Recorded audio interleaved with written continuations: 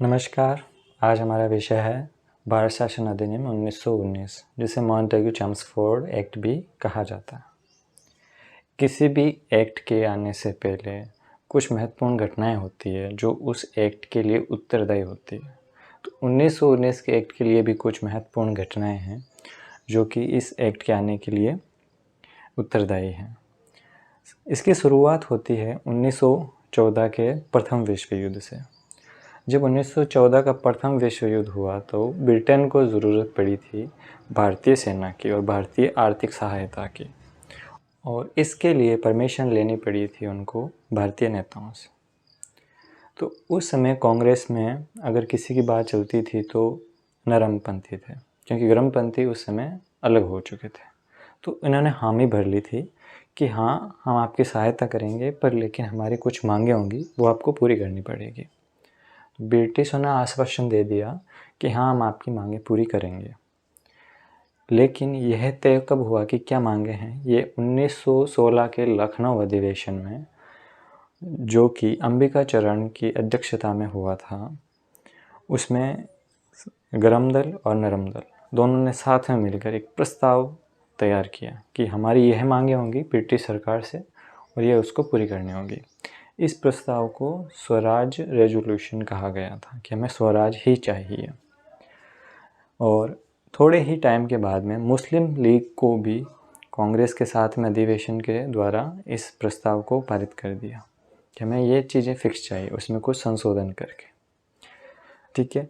और अगले ही साल 1917 में भारत में वाइसरॉय बने थे चेम्सफोर्ड, और भारत के सचिव जो कि ब्रिटेन में बैठते थे वहाँ बने थे मॉन्टेग्यू। मॉन्टेग्यू काफ़ी आलोचक थे भारतीय शासन को लेकर कि भारत में जो शासन चल रहा है उसमें काफ़ी सुधारों की ज़रूरत है, और यहाँ हमने लखनऊ पैक्ट पारित कर ही दिया था कि हमें ये मांगे हैं हमारी और हमारी पूरी करनी पड़ेगी क्योंकि हमने आपकी सहायता की है। इन दोनों को मद्देनज़र देखते हुए भारत के सचिव ने ब्रिटिश संसद में एक प्रस्ताव पारित किया, जिसे अगस्त प्रस्ताव कहते हैं, क्योंकि वो 20 अगस्त 1917 को पास किया गया था। उसमें काफ़ी सारी मांगें अडॉप्ट की गई थी इसमें से, और खुद की राय भी उन्होंने दी थी। उसके बाद में वो भारत का दौरा करने आए थे। यहाँ पर वो कांग्रेस की महान हस्तियों से मिले और साथ ही यहाँ से वाइसरॉय से, और सब ने साथ में बैठकर एक संयुक्त रिपोर्ट बनाई थी, वाइसरॉय ने और भारत के सचिव ने, जिसे आगे ब्रिटेन की संसद में रखा गया जुलाई 18 में, और इसे उन्होंने दिसंबर 1919 में संसद ने पास कर दिया और ये एक्ट का निर्माण हो गया। तो ये थी इस एक्ट की पृष्ठभूमि। सेकंड गेट एग्ज़ाम में पृष्ठभूमि से लेकर कोई सवाल नहीं बन सकता, लेकिन अगर रिलेट करना हो कुछ घटनाओं को तो उसके लिए ज़रूरी है। तो शुरू करते हैं मॉन्टेग्यू चेम्सफोर्ड सुधार अधिनियम 1919।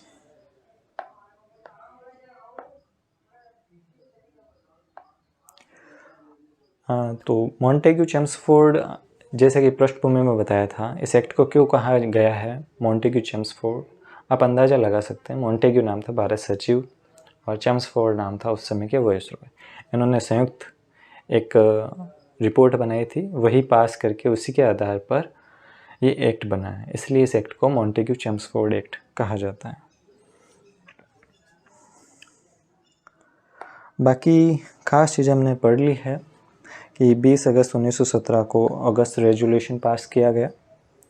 जुलाई 1918 को एक संयुक्त रिपोर्ट तैयार की गई थी जिसे संसद के समय पेश करना था, और दिसंबर 1919 में यह पारित कर दिया गया।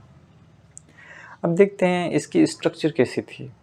एक्ट बन के आ गया है, इंडिया में आ गया है, अब इसकी स्ट्रक्चर कैसी थी।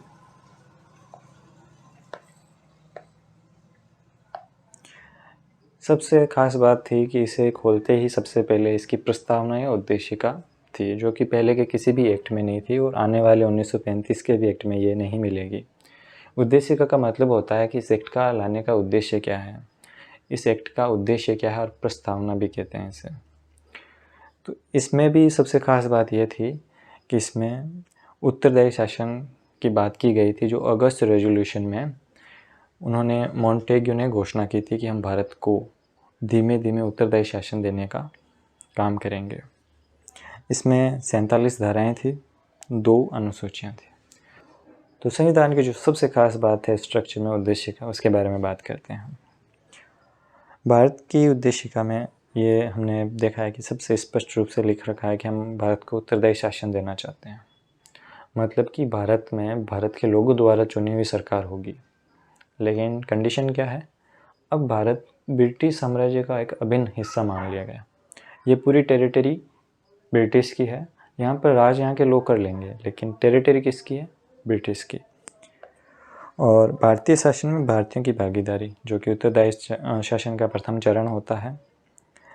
स्वशासी प्रशासन संस्थाओं का विकास और प्रांतों में स्वायत्त शासन का केंद्र सरकार से मुक्त होना।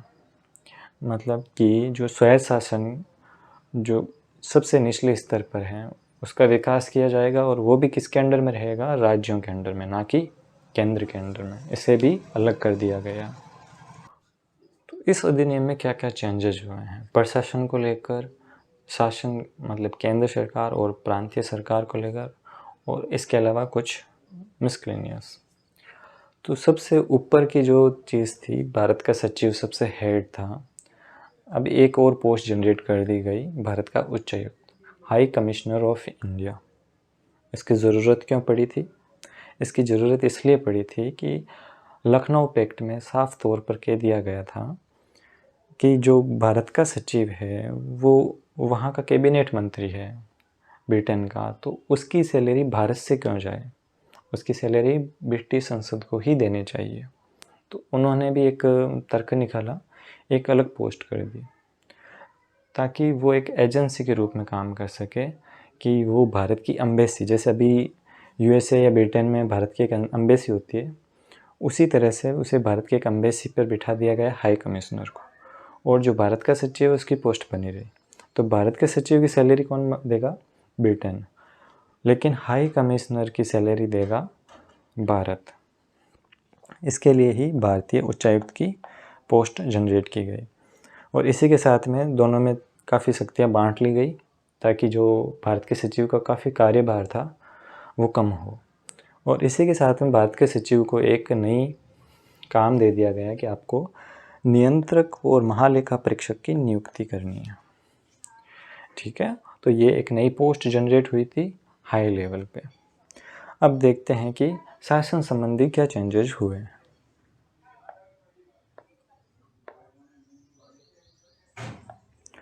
अब शासन को संघात्मक बना दिया गया। संघात्मक का मतलब होता है कि एक केंद्र होता है और उसके नीचे काफ़ी सारे राज्य होते हैं, या प्रांत या प्रोविंस कहा जाता था उस समय। तो सब में अलग अलग शक्तियाँ बांट चुकी है, काफ़ी हद तक सभी आपस में स्वायत्त होते हैं। इसी को संघात्मक सिस्टम कहते हैं। तो ये पहला प्रयास था संघात्मक सिस्टम बनाने में। अब सभी शक्तियों को 2 भागों में बांट लिया गया है कि प्रांत किन विषयों पर कानून बनाएंगे और केंद्र किन विषयों पर कानून बनाएंगे। और इसी के साथ में बजट को भी अलग कर दिया कि प्रांत अपना अलग बजट बनाएंगे और केंद्र अपना अलग बजट बनाएंगे। तो ये संघात्मक व्यवस्था की शुरुआत ही थी। आगे चलते हैं। तो केंद्र शासन में क्या परिवर्तन हुए? केंद्र शासन में पहले क्या हुआ करता था कि कार्यपालिका और व्यवस्थापिका थी। व्यवस्थापिका का काम था कानून बनाना, और कार्यपालिका का इनको इम्प्लीमेंट करना या उसको लागू करना। अब जो व्यवस्थापिका है उसमें नया चेंजेस किया गया कि अब ये 2 सदनात्मक हो गए। अब इसमें 2 सदन होंगे, एक राज्य परिषद और एक केंद्रीय विधानसभा। केंद्रीय शासन की शुरुआत होती है धारा 17 से। इसके बाद में इसके जो ऑर्गन्स हैं उनके बारे में एक एक धारा है। राज्य परिषद और केंद्रीय विधानसभा। राज्य परिषद का जिक्र है धारा 18 में। इसमें संरचना दे रखी है किसमें ज़्यादा से ज़्यादा 60 मेंबर होंगे, जिसमें सरकारी सदस्य होंगे केवल 20, मैक्सिमम 20 होंगे, इससे ज़्यादा नहीं। सरकारी सदस्यों से तात्पर्य यह है कि जो गवर्नमेंट में काम कर रहे हैं, ब्रिटिश गवर्नमेंट में, उसके एम्प्लॉई है, चाहे वो सेना में हो या कहीं ICS वगैरह सब में, या सरकारी नौकर, ये सभी सरकारी आदमी कहलाते हैं। तो इनकी संख्या ज़्यादा से ज़्यादा 20 होगी और टोटल संख्या होगी 60।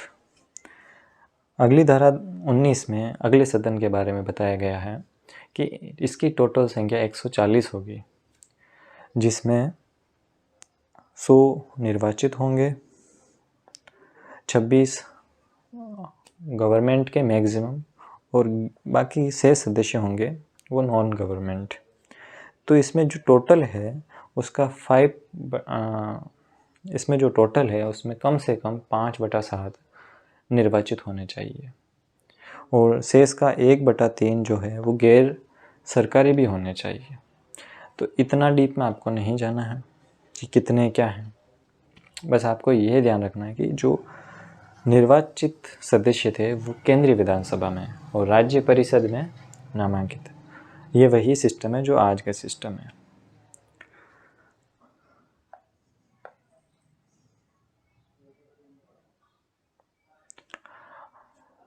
उसके बाद में है धारा 20। इसमें है कि विधानसभा का जो अध्यक्ष होगा वो अपने में से ही चुने हुए सदस्यों में से होगा। मतलब किसमें? केंद्रीय विधानसभा में। राज्य परिषद का जो अध्यक्ष होगा उसे कौन चुनेगा? डायरेक्ट, जैसा कि उसका मन में आएगा जनरल गवर्नर के, वही चुनेगा। लेकिन केंद्रीय विधानसभा में वो सभा के सभी सदस्य आपस में मिलकर एक अध्यक्ष चुनेंगे, उस पर ही साइन करना पड़ेगा गवर्नर जनरल को कि यही अध्यक्ष है। गवर्नर विधान परिषद के किसी विधेयक पर वीटो का प्रयोग कर सकता है। वीटो का मतलब अगर ये विधानसभा बाईकैमरल जो दोनों सदन मिलकर एक बिल पास करते हैं तो जनरल गवर्नर इसे डायरेक्टली रिजेक्ट भी कर सकता है। तो सुप्रीम पावर किसके पास में है? Governor general. कार्यकारी परिषद में इसमें जो कार्यपालिका है उसमें एक तो गवर्नर जनरल है और उसकी हेल्प या सहायता के लिए 6 सदस्य और कहीं पर 8 सदस्य लिखे गए। उनमें से कम 3 आदमी अब होंगे भारतीय। यह भी पहला परिवर्तन है जो इसमें हुआ है कि भारतीयों की संख्या बढ़ेगी। पहले इस सिर्फ एक ही थे, और इसमें आप कंफ्यूज मत होइएगा कि 6 थे या 8 थे, क्योंकि डायरेक्टली एक्ट में कोई मेंशन नहीं है कि कितने। वो जनरल गवर्नर की इच्छा पे थे, इसलिए पहले 6 भी थे और उसके बाद में बढ़ाए भी गए थे जो कि 8 हुए। इसलिए सभी किताबों में अलग अलग आपको देखने को मिलेगा।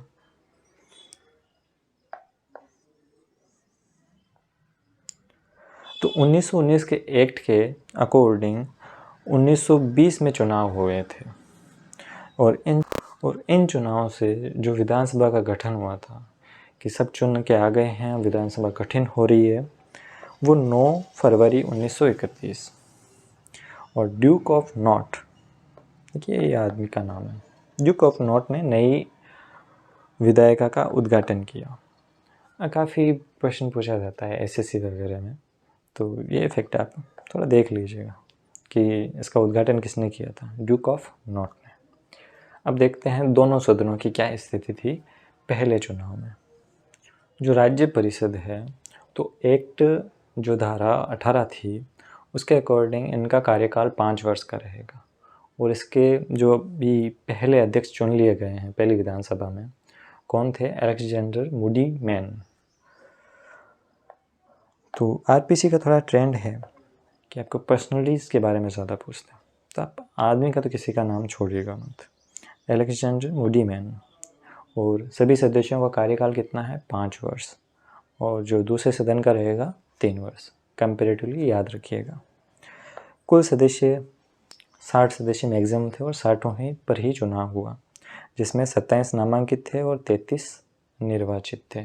और जो 33 निर्वाचित हुए थे उनमें 16 गैर मुस्लिम, 11 मुस्लिम, 1 सिख और 2 गैर सांप्रदायिक और 3 यूरोपीय। कोई याद रखने की ज़रूरत नहीं है, लेकिन एक बार का पढ़ लेना ज़रूरी है, ताकि अगर स्टेटमेंट में अगर कोई क्वेश्चन पूछा जाए तो एक बार का कोई चीज़ देखी हुई तो रिकॉल करने में इजी होता है।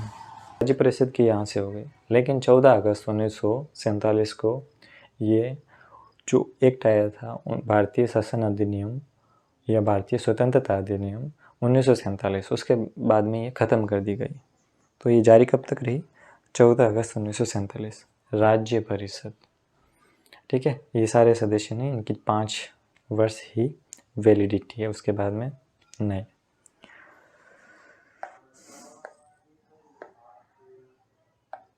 अगली है केंद्रीय विधानसभा। पहला सदन पढ़ लिया हमने, राज्य परिषद। दूसरा है केंद्रीय विधान परिषद।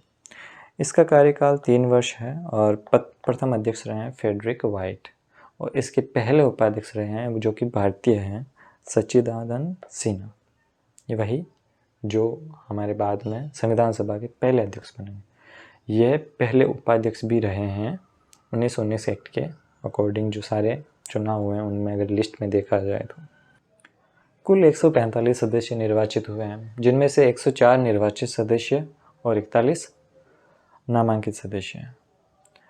इसमें निर्वाचित सदस्यों की संख्या ज़्यादा है और राज्य परिषद में कम है, जो कि आज भी है और ब्रिटिश में भी यही चीज़ है।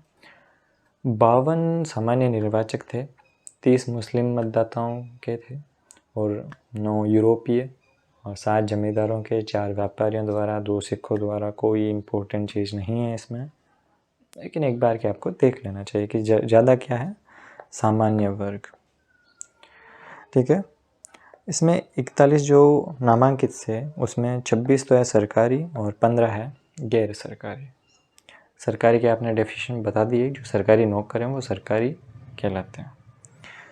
तो पहले भारतीय अध्यक्ष कौन थे? उपाध्यक्ष तो कौन थे? सच्चिदानंद सिन्हा। अध्यक्ष के रूप में 1925 में बने थे विट्ठल भाई पटेल और अंतिम थे जी मावलंकर। हो गए इससे संबंधित सारे फैक्ट। अगला टॉपिक देखते हैं कि अब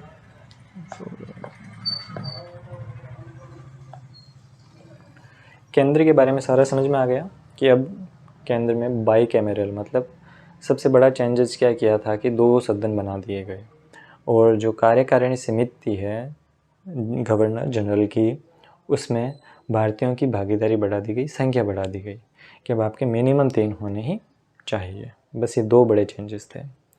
और चुनाव कब हुए थे पहले, वो भी हमने देख लिया है। उद्घाटन किसने किया वो भी देख लिया है। अब देखते हैं कि प्रांतों में शासन की क्या व्यवस्था में परिवर्तन हुआ है। देखिए, सारी जो प्रांतीय विधान परिषदें थी वो सब एक सदनीय थी। जैसे कि पहले केंद्र में थी, उसका यही सिस्टम बना रहा। यहाँ तो एक ही सदन बना रहा। और ये भी कितने थे? टोटल 8 प्रांत थे जहाँ पर विधान परिषदें थी, और सबसे ज़्यादा थे बंगाल में 240 सदस्य, और सबसे कम थे मुंबई में जिसमें सिर्फ 11 सदस्य थे। और इसके बाद में, इस एक्ट के लागू होने के बाद में और जो चुनाव हुए उसके बाद में एक नया प्रांत बनाया गया 1922 में, 9वां प्रांत बर्मा। ये तो थी इसकी स्थिति कि प्रांत कितने थे। अब देखते हैं कि चेंजेस क्या हुआ है।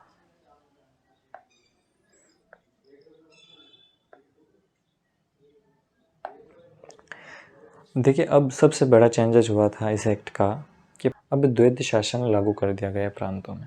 हमने पहले पढ़ा था कि संघात्मक शासन का पहला कदम यही था, क्योंकि अब विषयों को केंद्र सरकार और राज्य सरकार में बांट दिया गया है। अब जो राज्य सरकार में बांटे गए विषय हैं उनको भी 2 भागों में बांट दिया गया है। एक तो गवर्नर जनरल और उसकी एक कार्यकारिणी, जो गवर्नर है प्रांत का वो और उसकी कार्यकारिणी, और दूसरा यहाँ की विधान परिषद उसके हाथ में, यानी कि यहाँ के मंत्रियों के हाथ में। और आंशिक उत्तरदायी शासन की जो बात की गई थी वो थी प्रांतों से संबंधित ही, कि प्रांतों में हम आंशिक उत्तरदायी शासन देंगे। मतलब अब जो विषय दे चुके हैं प्रांतों को, अब उनके लिए उत्तरदायी कौन रहेगा? मंत्री जी। ठीक है, ना कि अब ब्रिटिश सरकार इतना इन्वॉल्व रहेगी। तो हम आगे जैसे ही देखेंगे इसका हमें समझ में आ जाएगा कि कैसे उत्तरदायी से बनाया गया। इसकी धारा 10 में कहा गया है कि प्रांतीय विधायकों को कानून बनाने का अधिकार दिया गया है, लेकिन इसकी सीमा भी अगले 2 धाराओं में तय कर दी गई, 11 और 12 में। ठीक है, आपको कानून दे के उस पर हाथ रख दे के आप ले नहीं सकते। किस प्रकार, आगे देखते हैं। द्वैध शासन का फॉर्मूला क्या है? द्वैध शासन जिसमें 2 तरह से विषयों को बांटा गया, एक में रक्षित और दूसरे में हस्तांतरित। रक्षित विषय थे 28 और हस्तांतरित थे 22। जो कि इम्पोर्टेंट थे और जिनसे आय आनी थी वो थे रक्षित विषय। और जो ज़्यादा इम्पोर्टेंट नहीं थे वो सीधे जनता से जुड़े थे और जनता की मांगों से जुड़े थे, वो थे हस्तांतरित। अब क्या है कि जनता की जितनी भी मांगे हैं या जितनी भी आलोचनाएं सुननी थी वो किन को सुननी थी? गवर्नर और मंत्री विधान परिषद को। अब जो रक्षित विषय हैं उनका कोई उत्तरदायित्व नहीं है, वो गवर्नर जैसा चाहे वैसा करे, उसके लिए वो जिम्मेदार नहीं। लेकिन हस्तांतरित विषयों के लिए मंत्रीगण पूर्ण रूप से उत्तरदायी है, दोनों तरफ से उत्तरदायी है। जनता भी आलोचना करेगी हमारे लिए आपने कुछ नहीं किया, और गवर्नर भी कहेगा कि आपने इस विषय में क्या किया। इनका मानी नहीं है। अब जैसे कि विषय देखिए, स्थानीय स्वशासन, वन, मत्स्य, कृषि, चिकित्सा। इसमें सेवा के ज़्यादा हैं कि आपको जनता की सेवा करनी है। और भू राजस्व, न्याय, सिंचाई, वित्त, ये जो हाई प्रोफाइल की सर्विसेज हैं वो रक्षित में रखें। अब जो ये द्वैध शासन, डायरकी का जो विचार है किस विद्वान से लिया गया? लियोनेल कार्टिस नाम के एक विद्वान हैं, ब्रिटिश विचारक। उनका एक विचार था डायरकी से संबंधित और उसी को इम्प्लीमेंट किया गया था इस एक्ट में। और इसका आधार है ड्यूक आवेदन, मतलब व्यवहारिक रूप में ड्यूक आवेदन के आधार मानकर द्वैध शासन लागू किया गया। लेकिन विचार अगर विधान का कहे तो है लियोनेल और कार्टिस। यह प्रणाली 1 अप्रैल 1921 से शुरू हुई थी और 1 अप्रैल 1937 तक लागू रही थी, जब तक कि 1935 का एक्ट लागू नहीं हुआ। तो हमने देखा कि केंद्र सरकार में क्या चेंजेज हुए हैं, प्रांत में क्या चेंजेज हुए हैं। अब दोनों सरकारों का निर्वाचन तो होगा, तो मतदान से संबंधित क्या चेंजेज हुए हैं? मतदाताओं को थोड़ा बढ़ाया गया है, लेकिन बहुत ही कम। देखिए, संपत्ति शिक्षा के आधार पर सीमित संख्या में लोगों को मताधिकार दिया गया। जैसे कि कंडीशन डाली गई थी कि जिसकी आय 10,000 से अधिक हो वही वोट दे सकता है। महिला मताधिकार से संबंधित कोई एक्ट में लाइन नहीं थी, इसलिए बुक्स कोई कह रही है कि मताधिकार दिया है, कोई नहीं। तो ये कोई फैक्चुअल इन्फॉर्मेशन नहीं है।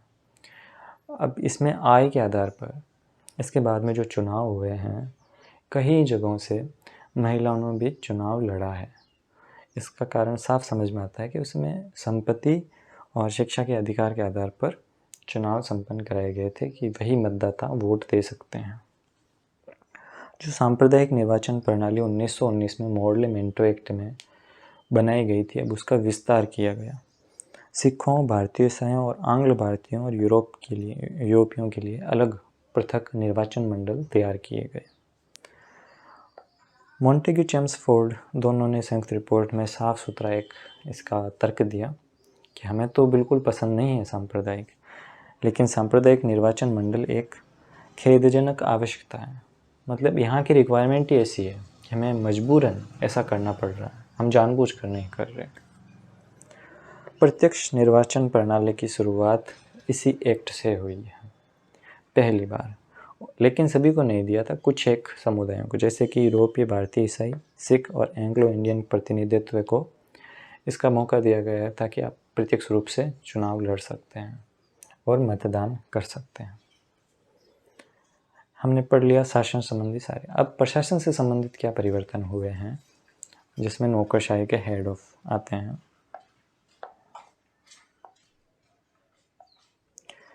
केंद्रीय लोक सेवा आयोग का प्रावधान इसी एक्ट में दिया गया था, इस्टेब्लिश नहीं किया गया था, प्रावधान दिया गया था।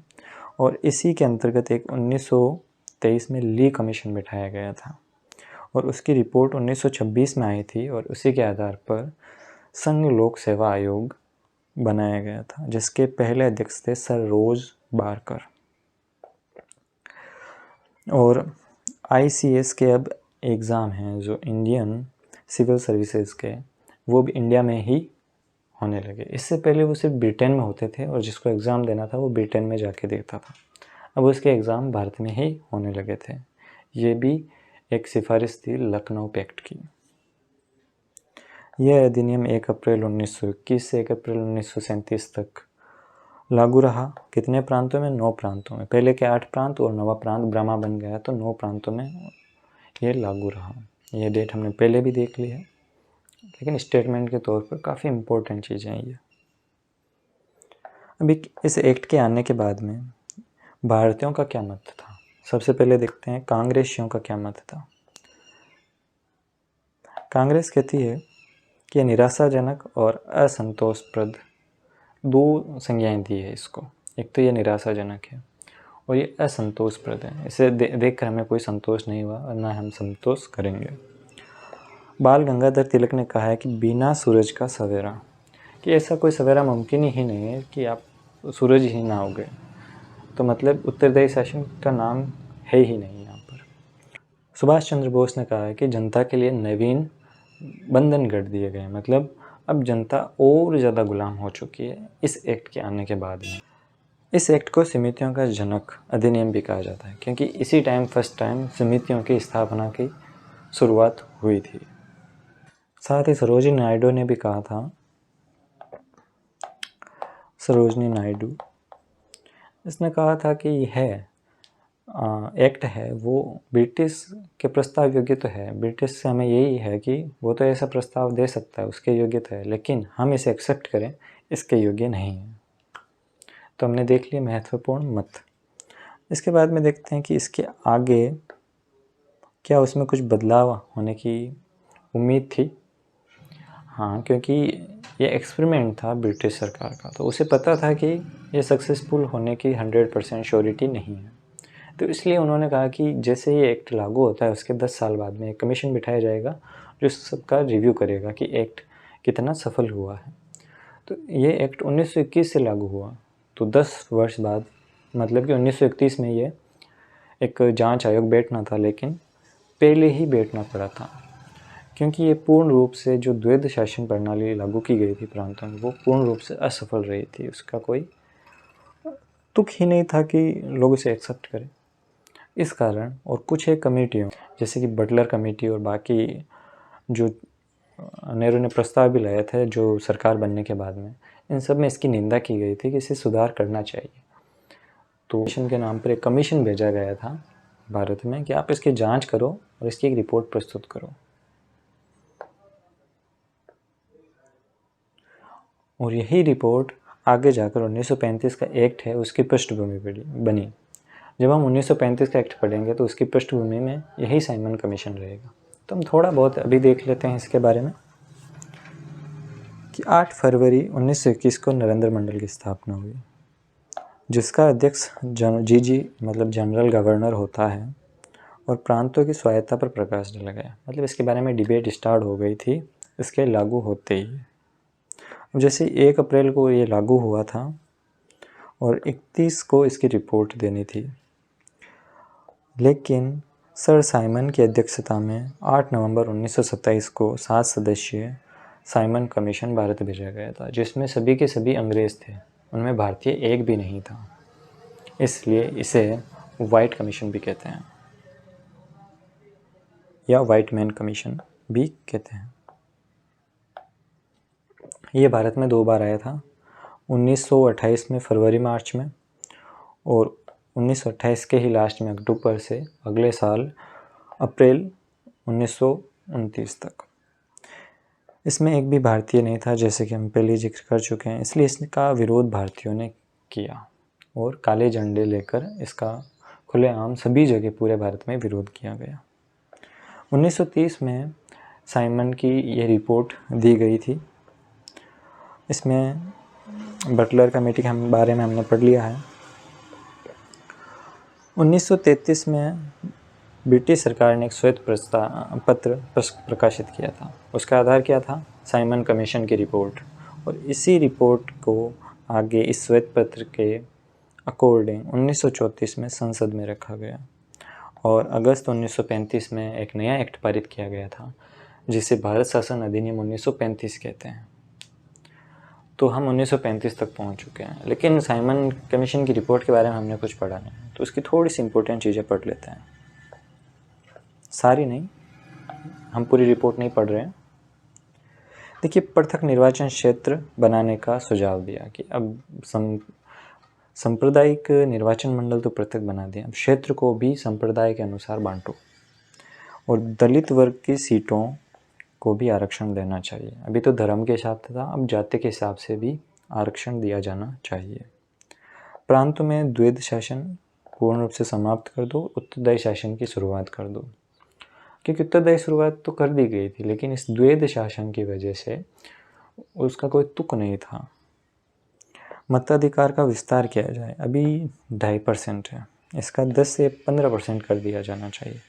तो इसी सिफारिश को मानकर 1935 के एक्ट में इसे 10% कर दिया गया था। और आरपीसी के सबसे फेवरेट क्वेश्चन में आते हैं कि इस अधिनियम के तहत कौन कौन से चुनाव हुए थे। 1920 के चुनाव, पहले चुनाव जिनका हमने जिक्र भी किया था और उसकी गठन की भी देखा था कि विधानसभा गठित हो चुकी है उस समय, ये चले थे 1923 तक, यह है पहला। दूसरा है 1923 से 1926, जो विट्ठल बने थे पहले अध्यक्ष, वो इस दूसरी विधानसभा से ही थे। तीसरा 26 से 30, चौथा 30 से 34। और तो देखिए इसमें एक करेक्शन कर लीजिए, 1934 से 1937, क्योंकि 37 में 1935 के अकॉर्डिंग चुनाव हुए थे, तो 6 चुनाव हो चुके हैं इसके अकॉर्डिंग। ठीक है, आप इसकी एक लिस्ट ज़रूर एक बार रिवाइज ज़रूर करें, क्योंकि आरएस में भी पूछा गया है और 1-2 एग्ज़ाम और में भी पूछा गया है कि 1919 के एक्ट के अकॉर्डिंग कौन कौन से चुनाव हुए हैं। जब 1935 का पढ़ेंगे तो हम उसके अकॉर्डिंग भी देख लेंगे, लेकिन जैसे 1945 से 47 का किसके अकॉर्डिंग हुआ, 1919 के अकॉर्डिंग, तो ये ध्यान रखने वाली चीज़ है। तो एक थोड़ा रिवाइज कर लेते हैं, इम्पोर्टेंट चेंज क्या हुए थे 1919 के एक्ट में। सबसे पहली बात हमने पढ़ी थी, उसमें उद्देशिकाएँ थी, जिसमें धीरे धीरे उत्तरदायी शासन देने की बात कही गई थी। और संघात्मक शासन, केंद्र शासन में द्विसदनात्मक, प्लस गवर्नर, जनरल गवर्नर की जो कार्यकारिणी समिति है उसमें भारतीयों की संख्या बढ़ाई गई थी। और साथ ही जो ये दोनों सदन थे उनमें भी भारतीयों की संख्या बढ़ाई गई थी, क्योंकि ये लखनऊ पैक्ट में स्पेशली कहा गया था कि इसकी आप तो एक तो संख्या बढ़ाओ भारतीयों की, और उसमें भी आप 1/3 दे दो किसे, मुस्लिम्स को, तभी मुस्लिम मान्य थे। ठीक है, तो ये रहा केंद्र सरकार। उसके बाद में प्रांतों में द्वैध शासन के बारे में देख लिया, कमियां क्या थी स्पष्ट रूप से समझ लिया, और उसके बाद में साइमन कमीशन का पढ़ा, मताधिकार से संबंधित क्या चेंजेस हुए हैं और इसके अकॉर्डिंग कौन कौन से चुनाव हुए हैं। बस यही इंपॉर्टेंट चीज़ें हैं इसमें। आप इसे 1 या 2 बार वापस रिवाइज करेंगे तो समझ में आ जाए।